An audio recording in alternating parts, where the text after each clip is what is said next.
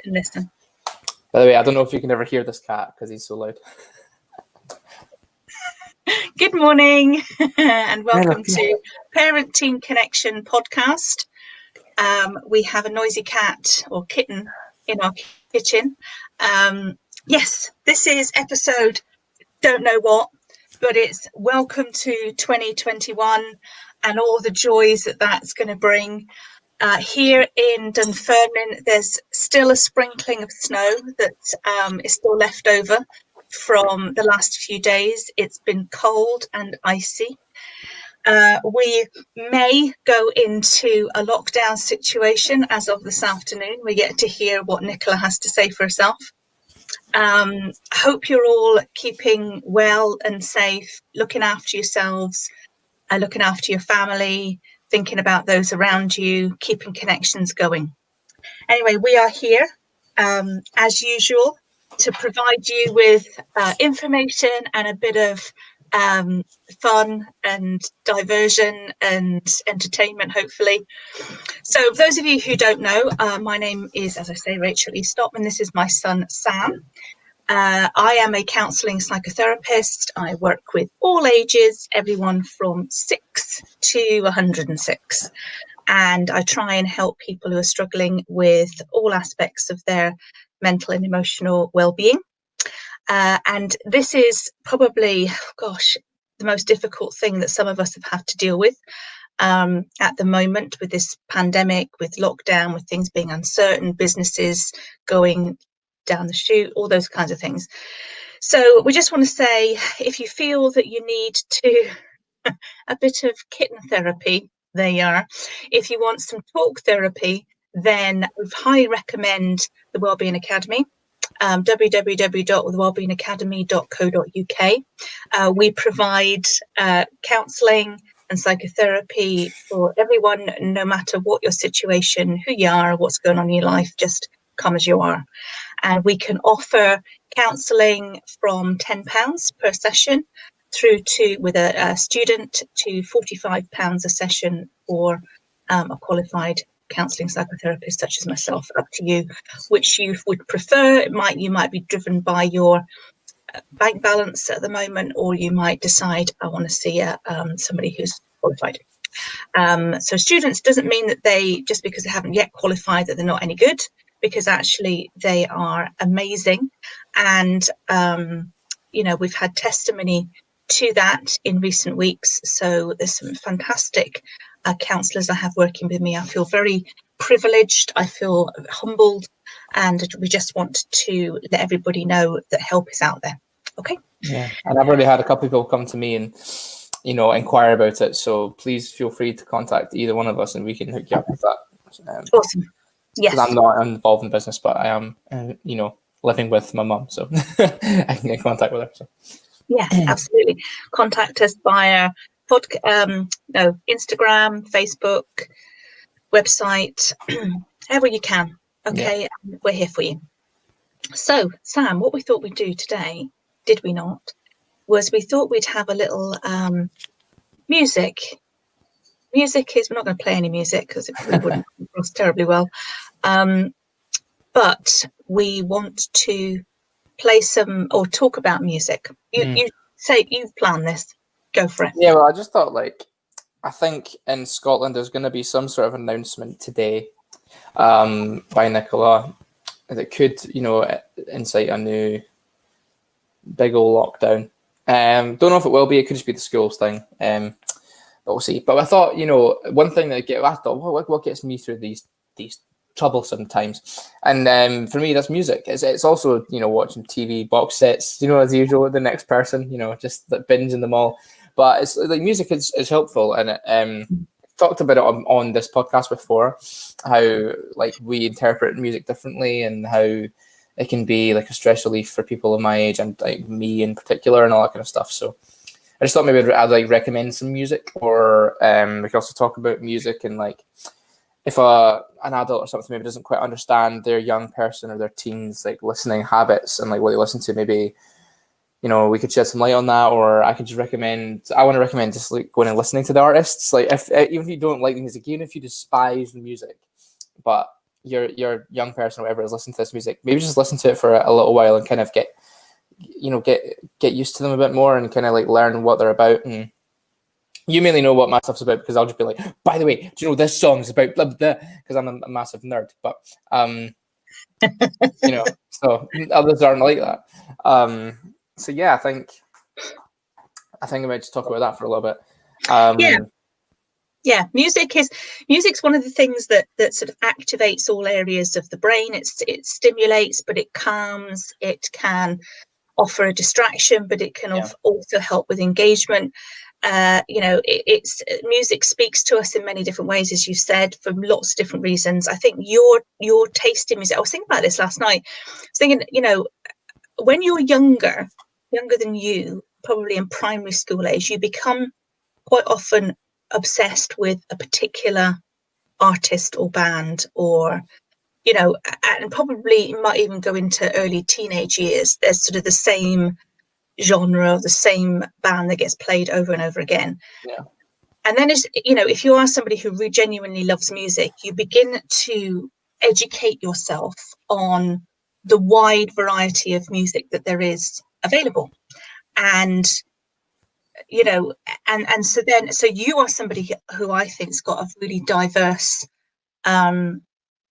range of music that you love and you listen to now that you've got older. Obviously you've got your favorites that were around, even like McFly and all of those kinds of bands that you loved when you were. Their new stuff is so good. I know, right? So what would you recommend then? What are you thinking about in terms of music? What have you put together? Have you got a kind of playlist for us or something? I've not got a playlist actually, because I thought that a playlist would be difficult to like talk about, and because you just be like, I've got a playlist, and then it's like, go and look at it. I do actually have a playlist that I made during lockdown. It was called something like "Don't Procrastinate, Self-Isolate," I think it was called, and it was like made up of mainly just like song titles that could kind of fit the situation. So I don't know, there was things like "Playing on My Mind" and stuff like that, like just things that were like, if your mental health was taking a toll, or if it was a bit weird and life was a bit different, that was kind of like the titles all kind of linked to that. But no, I just think that like come back to what you said. My music taste is quite broad, schizophrenic music taste almost, you could say. It's very just different. It's just all over the place. But that's the best. I think that's the best way to consume music, because then you're not just like, I like pop music and I like rock music and hello dad who's in the background. So like I just like a lot of different things.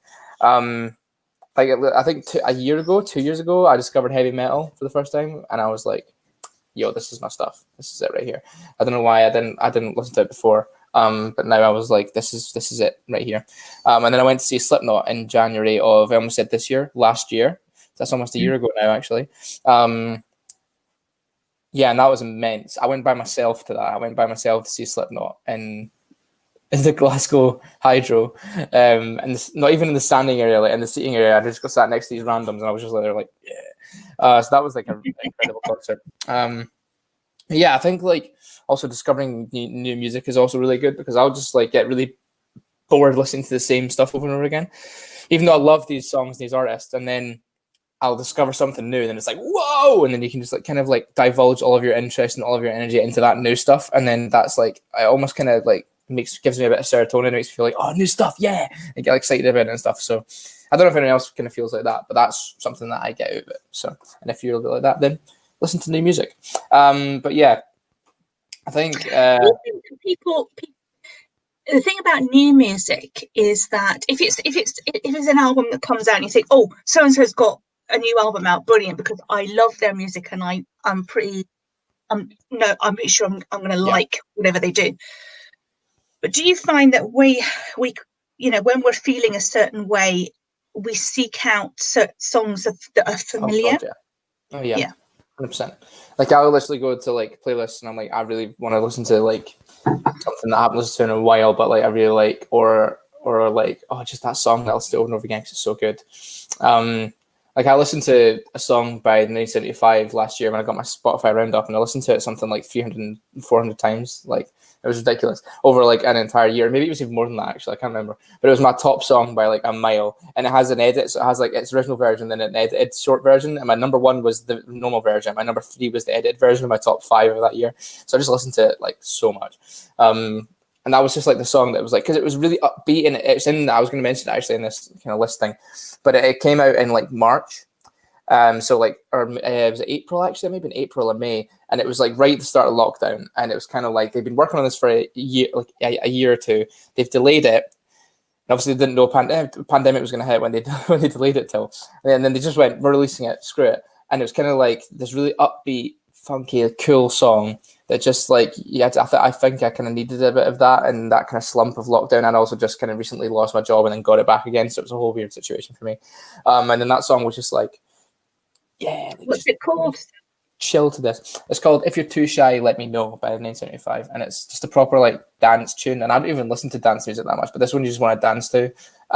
It's so good. And we went to see them live in March, actually, just before lockdown hit. I remember like it was March the 1st, I think we went to see them actually, of 2020. And that was my second. I had like 4 gigs lined up for 2020. It was going to be my year, and I got to see 2 of them. Luckily, actually, that's very lucky. But yeah, I went to see that, and when they played the song live, everyone was losing their stuff. It was just mad, and we were in like this standing area and everything as well. It was great.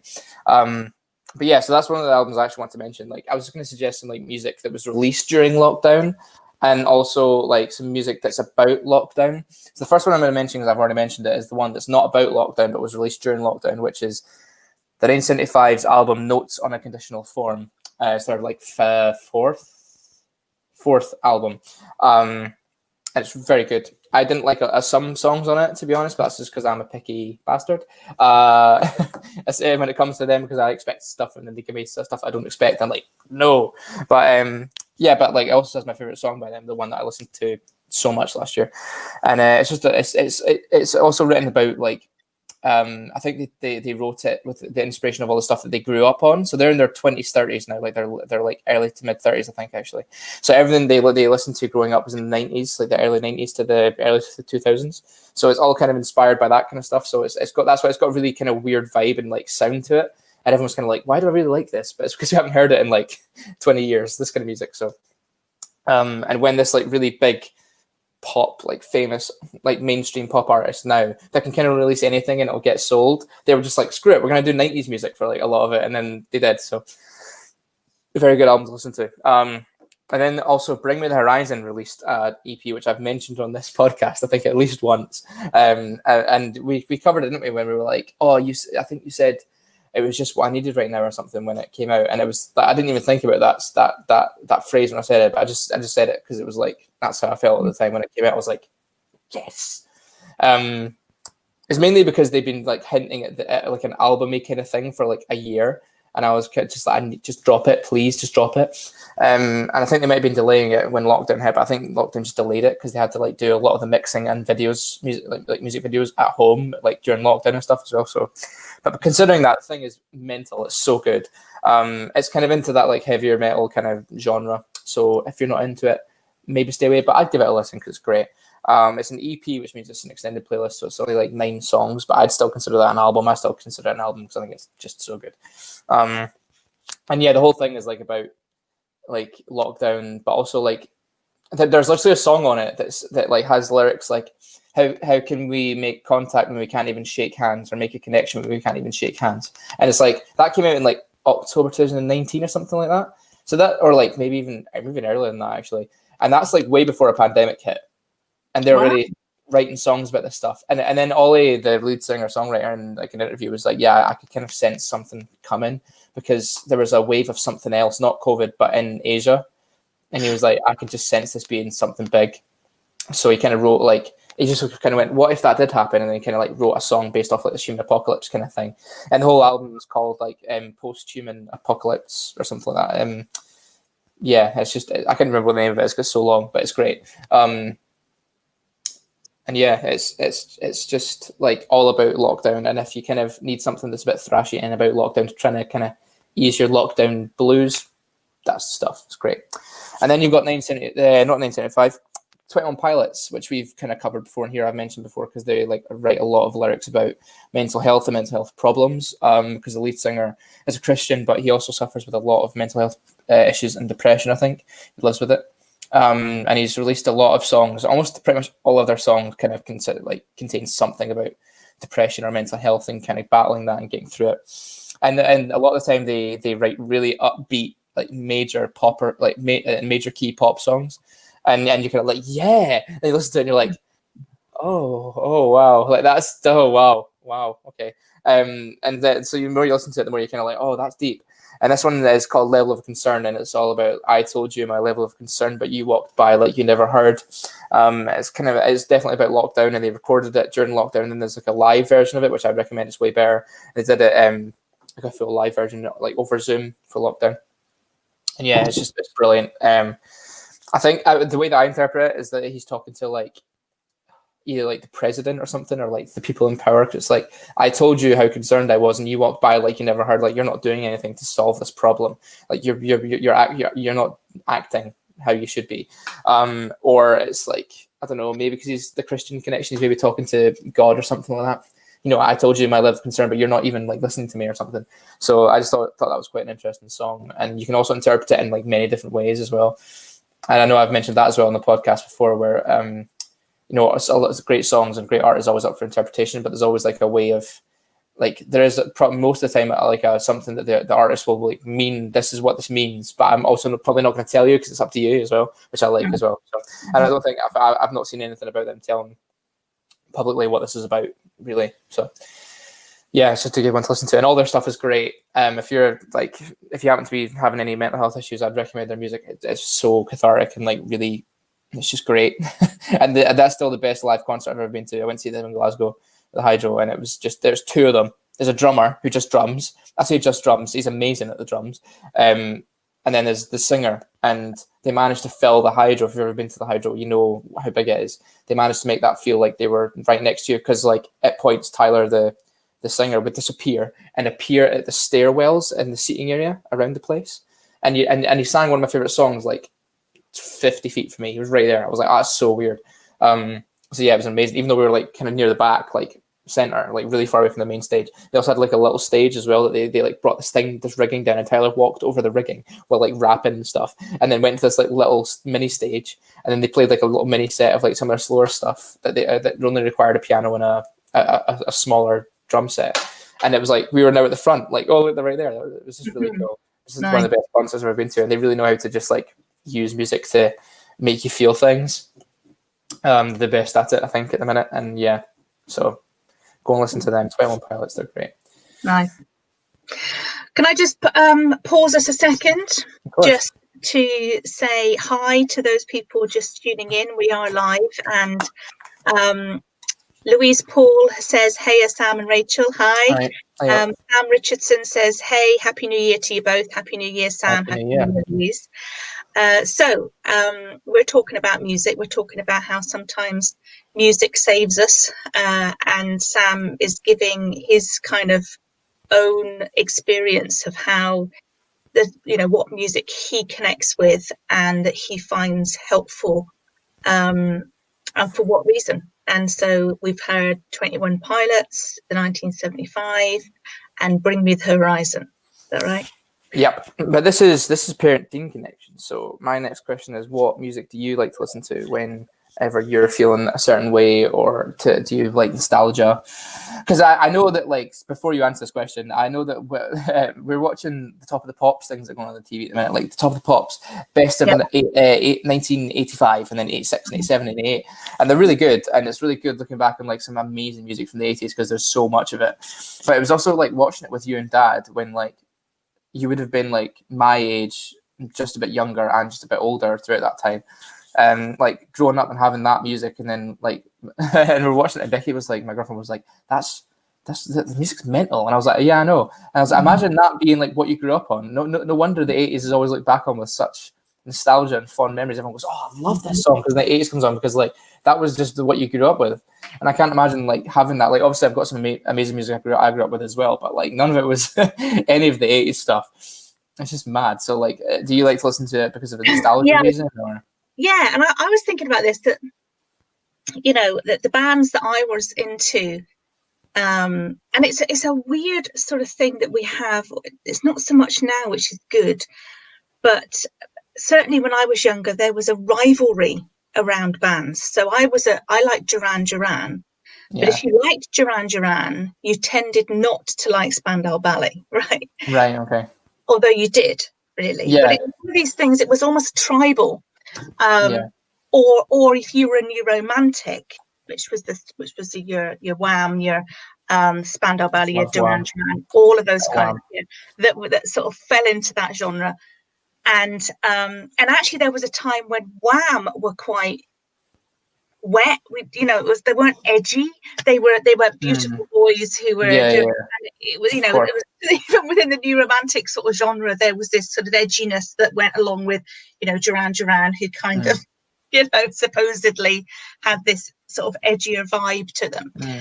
And I was also thinking about, I went to see David Bowie at the Milton Keynes Bowl, right? Probably when I was your age. Actually, not so much as when I was your age. His China Girl tour.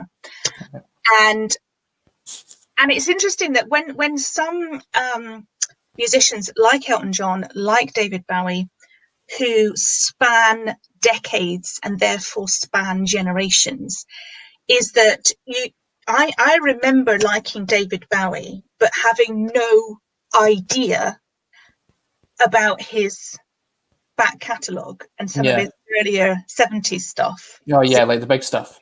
Yeah. Yeah. And so, I was into the David Bowie of the 80s. Right. And actually, and I don't know. Very different man, isn't it? Yeah. And Elton John of the 80s might have been very different than the Elton John. It was, yeah. And the music, because the music changed so much, they were very versatile artists. And so, they therefore changed along with the times. So what they produced in the 60s, what they produced in the 70s, what they produced in the 80s, what they produced in the 90s was gonna follow the trend. And so if you're into a certain, I was into the 80s version. Obviously now that's completely different. But so certainly, yeah. And nowadays it would be things like ABBA or things like, it might be Elton John. It would be a wide variety of artists, Elvis, all kinds of things, as I love. Mr. Gordon Eastop has made a comment, who happens to be my husband. He says, yeah, 80s for me, and ABBA, Deacon Blue, Deacon Blue, love it, Deacon Blue. Also 80s rock. Yeah. Again, Queen were in the 70s and very different in the 80s, weren't they? Very different. In the 80s. Very different, yeah. And he's put down Elton John as well. So yeah, so I think that's the interesting thing. And I know, like Gordon, because he's a film buff as well, like you, he identifies music because of the film that they were in. Or they were used for, and you're the same. You're going, where do I know I'm mainly that, like, I don't know about it, but I will like identify a song like that. I'm like, that is from that. Whereas like he's like, no, it came out in blah blah blah. But like I will be like, that song is from that film. That's what it's from, and I'll know it because of that film. But that means that because I've watched so many films, I now have a big back catalogue of like older music as well. Because I'm like, that song's great, and I went and listened to it rather than just being like, oh yeah, that's part of that film. It's like I knew it existed with the film, and like would listen to it, So I've got like a 70s playlist and 80s playlist because I love 70s and 80s. Music-wise, and there's the best decades for music, which is so good. But yeah, the 80s are just mad. There's so much. You can just go on for days talking about the 80s music. And that's why when you watch those Top of the Pops things only an hour long, you're kind of like, wait, hang on, that wasn't included? And oh, wait, that was? And you're like, oh, God, I forgot. Was that year? That was that late? Or that was that early? I think the 80s and probably the 90s as well, more so than the 80s, was the era of the one-hit wonder.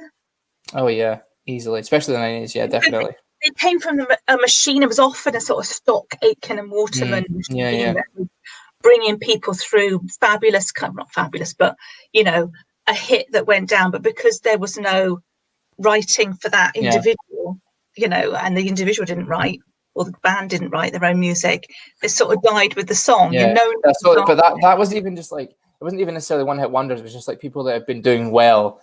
And then eventually made like a big on Top of the Pops, like a really big song like Bros or something, right? They made it big with When Will I Be Famous, right? And you just know that song and it's like super like famous, right? But then I think we're watching it wasn't Top of the Pops, it was something like that. It wasn't like a year specific roundup. It was like something to do with Top of the Pops, I think.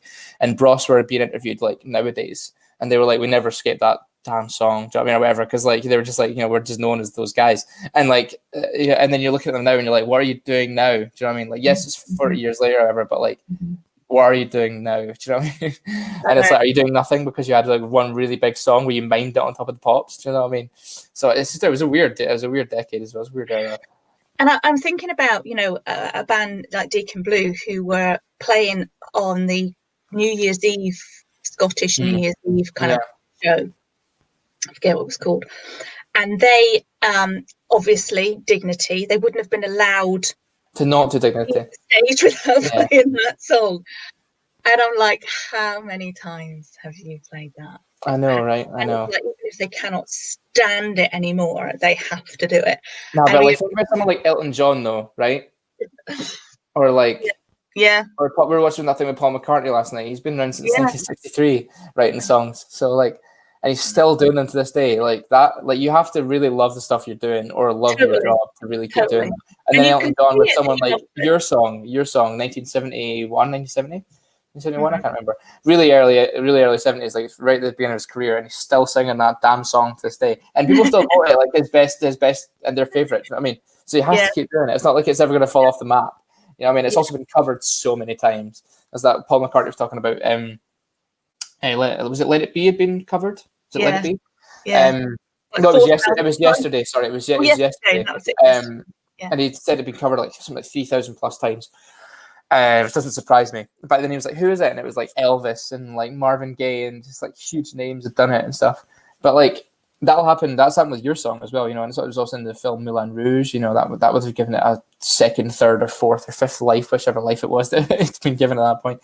So it's like it's unending. That's the difference between the people that did like one Top of the Pops famous song or something, and then people like Elton John and the Eagles and all that and Deacon Blue are still performing to this day and still doing really well and still selling out arenas because they haven't just got one or two really famous songs. It's like their whole catalogue is like everyone knows that, you know what I mean, because they're just massive. But and I suppose Sam Richardson's gone on to say, whenever I feel down, I put on relaxing music. Yep. And it helps me a lot, but I usually listen to rock music.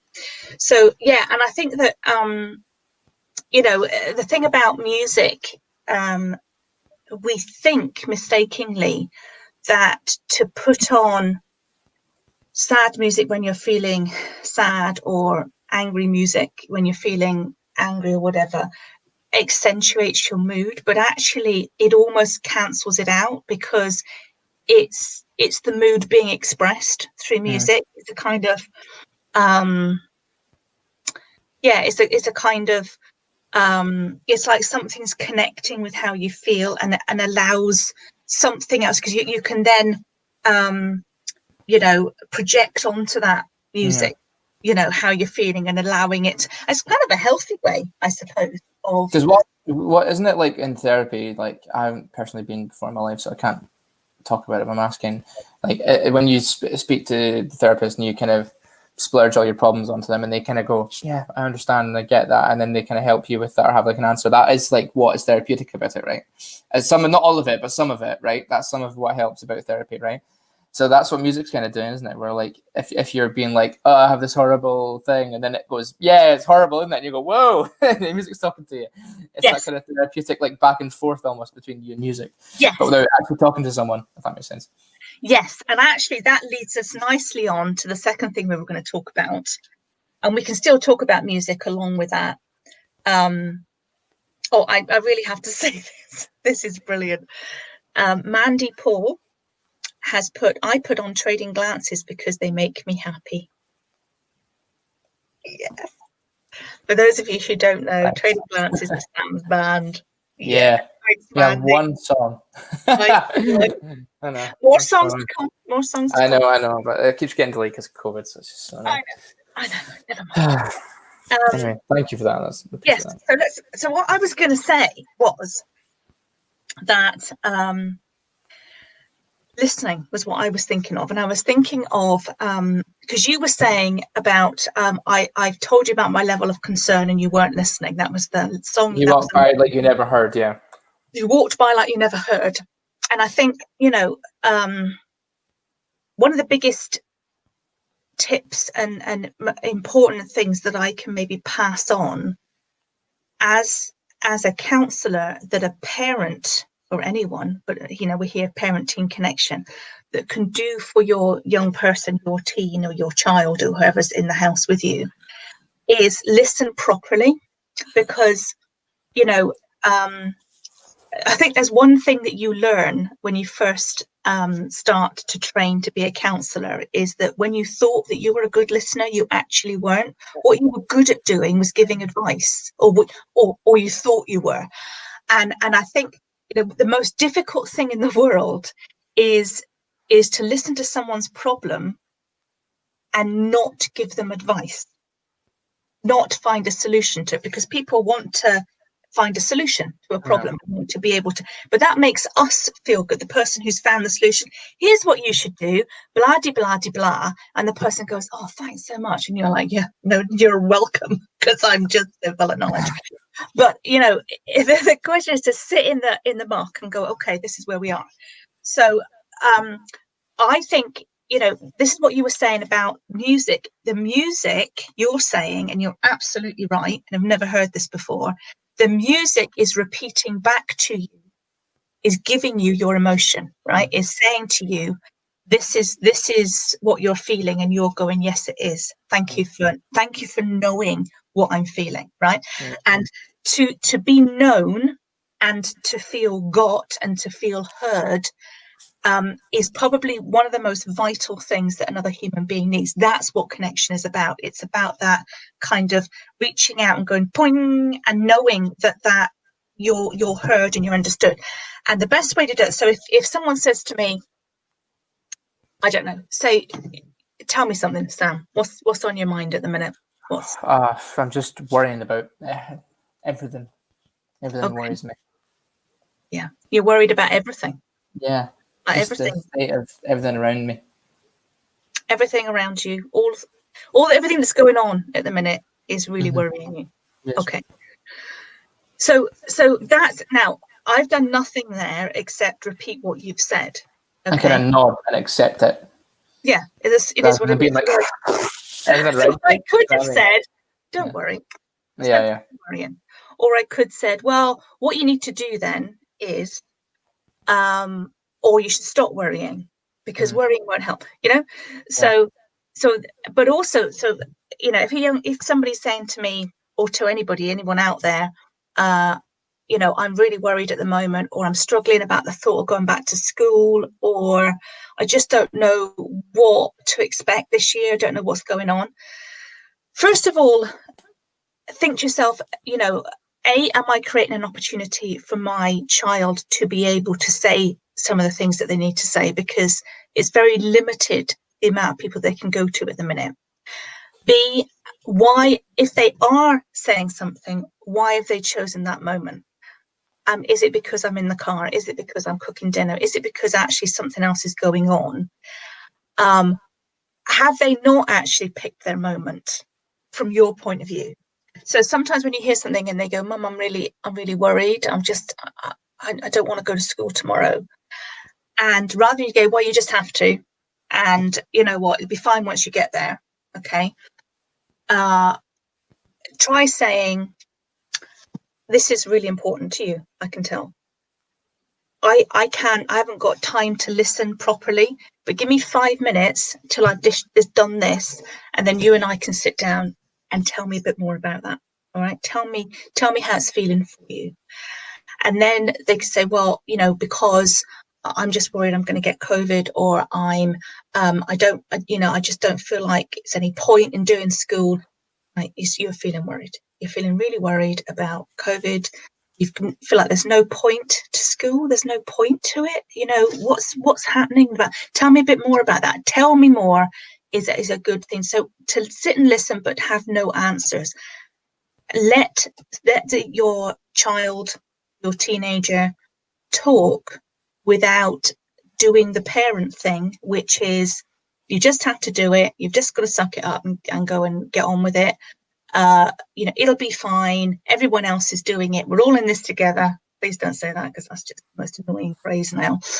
I heard something the other day saying we're not all in the same boat. we're all in the same storm, Yeah, exactly. and That's so everyone true. has a Chizo. different. Yeah, some people are on a life raft, and other Yeah. people are in a cruise liner, and but it's the same storm that we're all having to face. And for an adult facing a storm like this, we feel more resourced and more prepared and more able to deal with things because we have more control over things. But for young people, particularly the whole school thing, which we could talk about till the cows come home, Yeah, I know. yes, education is important, but also surely ensuring our children's safety is important, because our teenagers who are not immune and it seems to be spreading quite rapidly through those sort of age ranges. It might not be doing it at a great risk, but is the rate at which this new strain is being passed on. So what I'm saying is that if you are in a position to hear and listen to your child, to your young person, validate what they might be feeling. Yes, and to do that does not make it worse, or you think, oh, if I sit there in their gloom and doom, we're just both sat in gloom and doom. But actually, once you validate something as being serious and being real for them, then you can start. Then they're open to hearing other things. How could things be different for you? What needs to happen to make you feel safe? What can I do to help you? And also give them questions like that make them start to think about, well, and then they're starting to think of themselves, because we said before about the learned helplessness from a few weeks ago, was that, teenagers are at that point where they want independence, but they've not learned to think for themselves. And so giving them opportunities of what needs to happen, I need help. Well, that's fine. We can help is there for you. But to know that you need help and to ask for it, and to not have to face things on your own, because these are the reasons where depression and suicidal ideation start to come in, is because you think you have to deal with something on your own. You think you're in it alone. And and that's where the problem's caused. So it's finding the time, finding the space, validating, recognizing that something is important to another person, even if it doesn't feel terribly important to you, and remembering just to give back. So that music thing, which is a beautiful kind of analogy you've given us there, Sam, which is, sadness is met by sad music, as that kind of empathic thing of, yes, it's sad. This is sad. Yeah, it's one of my favorite, artists, or bands, My Chemical Romance. They were like, he just exploded into the emo scene, because they were, everyone was just like, this band gets it. This band is literally saying how I feel, but like in mainstream music. And then there's like, I think they did some sort of like tagline, or like they said it on stage or something like that. There was some sort of thing somewhere. And it was like, it's okay to not be okay. Come and be emotional with us. And that's what emo stands for, short as emotional, so. And they have like a song literally called "I'm Not Okay" in brackets, I promise. Like, that's the title of the song. You know what I mean? So like, that's just that is literally like as on the nose as you can get for people that are feeling not that great. And you can just like, that song's quite thrashy and quite a little bit. It's not really that thrashy, but it's quite upbeat and quite like, rocky. You can really go for it. And if that song's giving you that, and you're just like, oh damn, that's just exactly how I was feeling, And I can do it with many other songs that they have such a wide variety of songs, but I found like multiple different, nuances and emotions and stuff in all their songs, and they're just great. So yeah, and them or any other band or artist that you can find that can, match what you're feeling on that same exact level is quite positive, I think. And also, I want to go back to what you were saying a minute ago, when you were saying that it's listening, but not just listening. It's like doing stuff or whatever, and that quite positive thing. That's what I think we got taught. That was active listening and acting, I think. So like, that's like, and it comes to so many things in acting come into real life. It's mad. But like, that's not just like being like Yes, listening. It's like listening and then like engaging them and asking questions back, or taking in what they're saying, or finding solutions, which isn't always the best thing that we've discussed before. But that's just like active listening rather than just like listening to someone. There's a difference. There's a huge difference in Yeah. listening and active listening, which I Yeah. imagine is exactly why we've discussed before. When you come home, you switch off because you've been active listening all day, and then you come home and it's just like, what? Did you speak to me? Like, so. Yeah, yeah, because there's a lot to listening. There's not only the holding the attention. Yeah. I am looking at you. I am Yeah. listening to you. I'm doing the non-verbal Thinking cues. about you the entire time as well. That takes effort. It takes exhaust you if you did that, too much in a day. So yeah, it is exhausting, and it's interesting because when I'm sat in a room with somebody and say we're engaged in talking therapy, before long our bodies begin to mirror each other as well. So the legs are crossed in the same way. You're leaning because you're connected in such a deep way that there's a synchronicity. There's something that's going on that is in perfect line, in tandem with the person. You're going like that rather than like that, and and it's very, very difficult because it requires so much of you. You don't have that body language stuff over Zoom and things, which is why sometimes because again you don't realize you pick up so much from somebody's body language. You pick up so much of what how they're feeling, because you might not see that they're fiddling with their hands underneath, whereas you would see that. You wouldn't see the leg. My leg is jittering up and down. So it's mine. I was about to say that right now. I've been jittering my leg for the last 5 minutes, and you have no idea. Do you know what I mean? Yeah. You can kind of see it a little bit, but you can kind of see me going like that a little bit, but you've got no idea. Yeah, like we stretched out my dish, and you have no clue. Yeah, and these are the things that we would pick up on. I'm noticing that your leg is, and I know that from previous times when your knee bounces like that, and people normally go, "Oh no, I didn't realize I was doing it. I'm sorry." And it's like, it's not, it's fine. But it's telling me that there's possibly you're quite stressed, or what we're talking about in particular is making you feel uncomfortable. And they're like, yeah, it does a bit. Yeah. So it's noticing, and people value being noticed. I see you. I see what's happening to you. It's important. I'm going to mention it because even if you're not aware of it, I see it.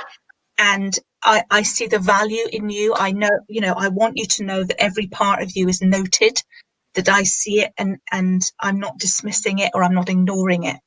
And that's the thing about people, feel unseen, unheard, devalued, ignored, all of those kinds of things. And they feel it even if it's not happening, but they do it because often how people walk by, or they don't make that eye contact, or they're not acknowledged, or just seem busy with life. And that's a big thing about children and parents, particularly when parents are busy and there's a lot going on, and if there's more than one child in the family and there's lots of things going on, lots of job, kids, husband, house, or everything seems to take priority over I have something I need to tell you, but I don't know how to tell you, and I've been trying to tell you in hundreds of different ways, but actually all it's ended up doing is just pissing you off, and you just feel like I'm annoying now, and I don't know how to say to you. There's a certain level that people just can't get, can't receive anything, information anymore, that you can't get through to someone. So you kind of got to, you've got to like identify when that comes in and just be like, I'll give you 5 minutes and I'll come back or whatever, because sometimes people just don't want to. They just can't. They're just not in the mood, or they can't take in information, or listen to you, or whatever. They can't. They're not willing to. So you gotta let it rest, let it cool, which we've discussed before last week as well, which was quite handy to do over Messenger and stuff like that. Which is you just take 5 or whatever, but you gotta be able to do that in real life as well. Just learn to be like, walk it away and just go and cool off. Johnny learned it actually. Yeah. A lot of things. I was reading something on Facebook this morning about it was in a sort of group Facebook counselling kind of Facebook thing, and somebody asked, what do you do to help parents who are really struggling with their young person who's awake, just up playing gaming and all the rest of it all night, what do you do? And of course, the obvious thing is, if that parent's not switching the Wi-Fi off or doing something about it, why is the parent dumping that responsibility to come up with ideas on the counsellor? But also, I guess it's an extreme case in this thing, or switch off the Wi-Fi and do everything else. But I feel, it's an interesting one, because I think as parents, we don't switch off ourselves.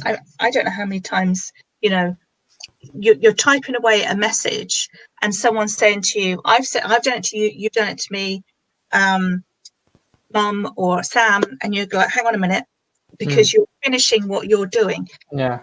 There's a subconscious message of, this is my priority. Whatever I'm doing here is a priority over whatever it is that you want to say to me or to ask me. And I think, yes, there are times when that is the case, but I think that's another barrier, a distraction about, if you're going to listen properly. Put down what you've got in your hand, say, and let the person know, I am listening to you. What you're about to say is important. It's important to you. It might be like, I might listen to it and go, I don't even know what the issue is here, but it's important to you, and you need to say. And actually, sometimes a young person might say something quite frivolous as their opening gambit, because they're waiting, and this happens a lot in therapy, is that, we know we haven't heard what the real reason is that person's come for counselling yet. We haven't heard it. They've been coming to see us for 6-7 weeks maybe, and it's like they're not ready to say yet, and we are going around in circles here. And as a counsellor, I'm thinking, I don't know what the issue is. I don't know why they've come for counselling. What's the deal? Because they're waiting to say, can you hear what I'm going to say? Will you value? If you can value the little stuff, if you can hear all this other stuff I'm throwing in your direction, you can hear the big stuff, because you've given it importance. You've made me feel like I can trust you with the big stuff, the stuff I'm really ashamed about, the stuff I don't want to talk about, the real reason I'm here. So that's another thing that young people do with parents. It's like, and depending upon how you respond to the seemingly insignificant things, paves the way for the much bigger things, I think. Cool. I was going to ask something off of that, what you just said there. To go to this, probably, like, I think I'll answer this question, but because the way you said it, I know you were saying it to make a point, but from the way you said it, it sounded like this to me. If you go to therapy or counselling, whatever, do you have to have this huge underlying main thing, or can it just be to go to just talk about your week and, like someone to just talk stuff over with? Because I feel like in movies and TV, there's often like they go to a therapist and it's like, so how was work this week? How did it? How was that person that really pisses you off at work? Like, rather than like, we're going to talk about this horrible thing, it's just like we're talking about little things over throughout the week. How is that? It's often a bit of both. I mean, at the end of the day, it's your counselling session. You use it however you want. And I'm never going to say, really, is this what? Like, it's never about that. And actually, so often someone will come to me and say, I really feel like I'm ready to talk about my father's death 5 years ago or whatever, and our complex relationship, blah blah blah. I'm making it up. But actually, quite often they'll come in, and because they're living in the moment and in the now, they'll bring work situations, family situations, and we will touch on the grief. Sometimes they're avoiding that, and I need to be aware of that. Sometimes, so it's a delicate balance. It's like, you can talk about whatever you want, and if you never talk about the thing you came to talk about, that's up to you. But I'm aware that you initially said, so you might say, I remember when you first came, our first session, you sort of talked about how you wanted to maybe talk about your dad, and I just wondered, is that still something that you want to talk about? And they go, oh yeah, I'm just sort of don't know where to start. So there's often a reason, because people don't generally go for counselling if they just want to talk about, because actually it's and some people do, and for that it's like, why do you have friends? Do you have family? Is there nobody in your life that you can talk about this sort of stuff with? And for some people, there just isn't. So it's like, do you know what? You want to come every week and you want to talk about your week and you want to just, with someone impartial, someone who's here to listen to you, irrespective of, what's going on, who you are. I'm absolutely happy to do that. Very happy to do that. So it's a delicate balance between, people coming for counselling but talking about something other than the thing they've come for. But also, life happens and allowing them to talk about the here and now, but also being mindful that there was a reason they came. And there are other people who simply want to just come and talk about life. And that's okay. Yeah. Cool. That's all I wanted to ask Christoph about. I also know about this thing because I think I was watching a video on it, like YouTube, and just you learned a lot of things through YouTube videos like that. But it was like apparently they were watching this video and someone was like this to them, like, and they were like, "Oh, their head's tilted," which is a subconscious subliminal sign that you're listening to someone. And I look at myself all the time, and whenever you're talking, I'm like this. Because I'm just like listening to everything you got to say, and I didn't realize that's like a thing that we do as human beings. We listen to someone, we kind of go, and we tilt our head because it's a subconscious thing that we're listening to you, rather than being like, I don't know why, but if you're not doing it, I probably feel like you're probably not listening to me. Even though I doubt a counsellor's there, probably like, do you know what I mean? It's about like, apparently that's a subconscious thing that we as humans look for. I'm just trying to think, because obviously you don't see yourself do it. I think I do it when someone says something and I'm thinking, yeah, that's something, or I'm making a connection with something, because before it's like you're absorbing the information, and then, or if somebody's saying something quite emotional, you might go, because you kind of bend into that kind of place. So it's a non-verbal communication, isn't it? It takes almost no effort either, but it's just like something that we do as like a species. I didn't realize we did that until I watched this video, and it was like, oh shit, yeah, I do that as well. But yeah. So tilt your head. Tilt your head, man. Tilt your head. Sure, listening. Ogilvy, hi Fraser, has said, when I went for counselling, it was a great experience. That's really good to hear, Fraser. There wasn't a massive underlying issue.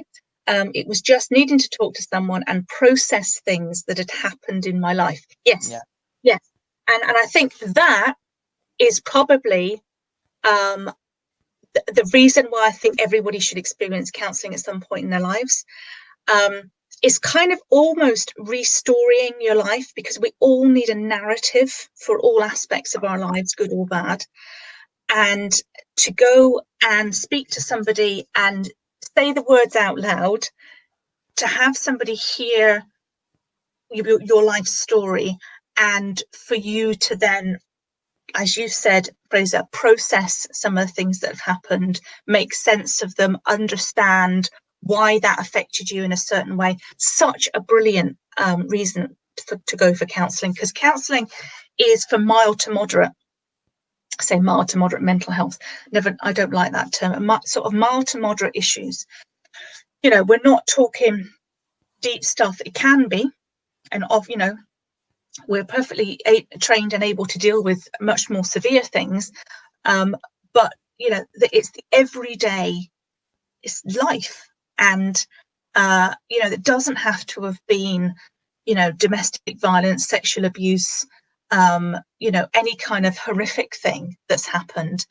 But, to work through and talk about your life and have a narrative and a story and get it straight in your head and put some things to bed, let go of some things, take the lesson from another, hold precious some other things, really, really important. And I think that, sets you up for the rest of your life. So I'm really pleased you had a good experience, Fraser. That's great. It's good to hear that about counselling. Yeah. Need more people endorsing it, advertising it, giving it good recommendations, giving it 5 stars on what is a visitor thing, I don't know. And Gordon has said talking about it early could prevent it from becoming more serious. Yeah, and we've spoken about this on the podcast before, is that, you know, so often people wait and wait until it's so bad and then go for counselling, or go to the doctor and the doctor recommends going for counselling.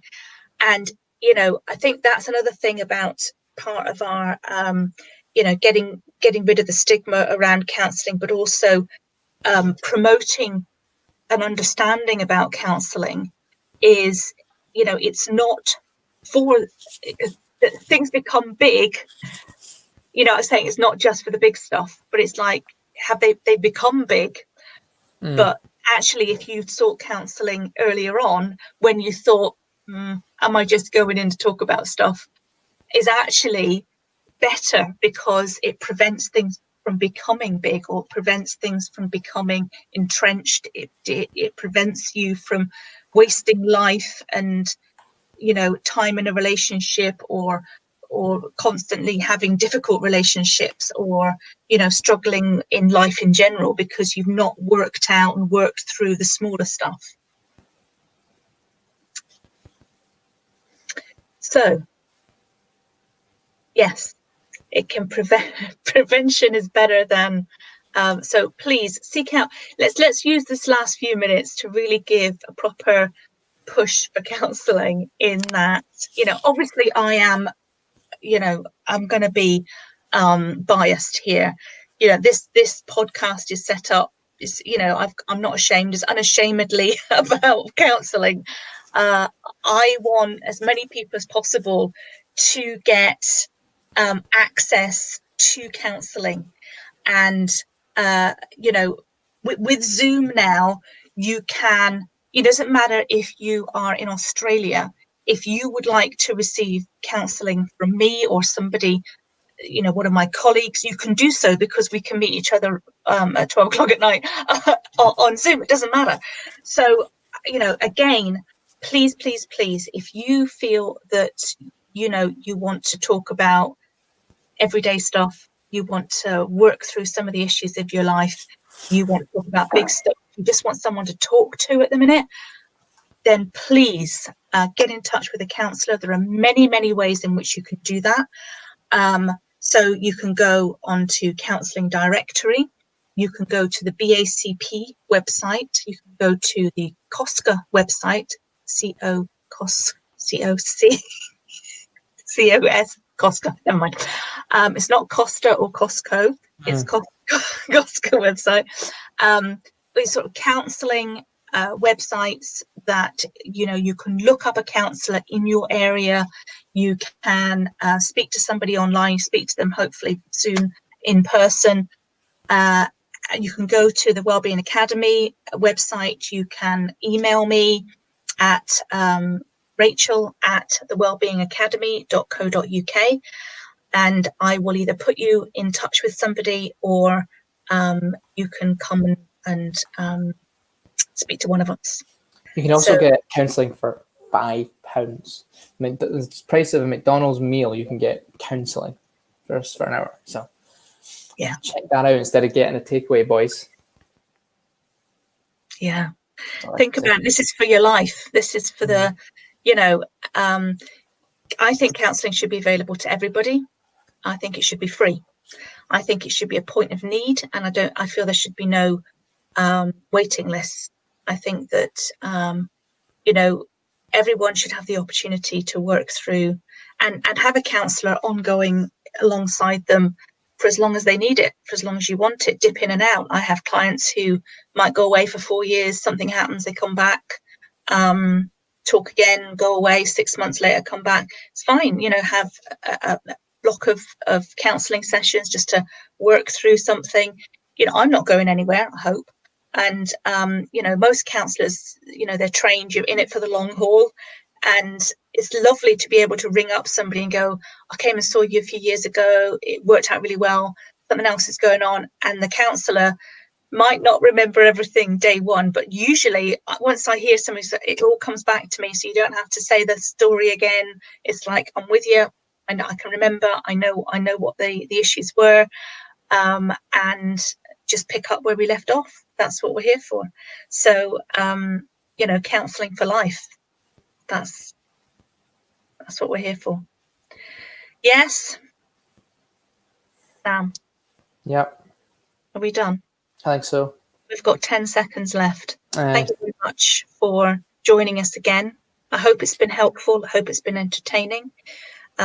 We wish you well, keep safe, and we will see you next week for more of the same. Thanks very much.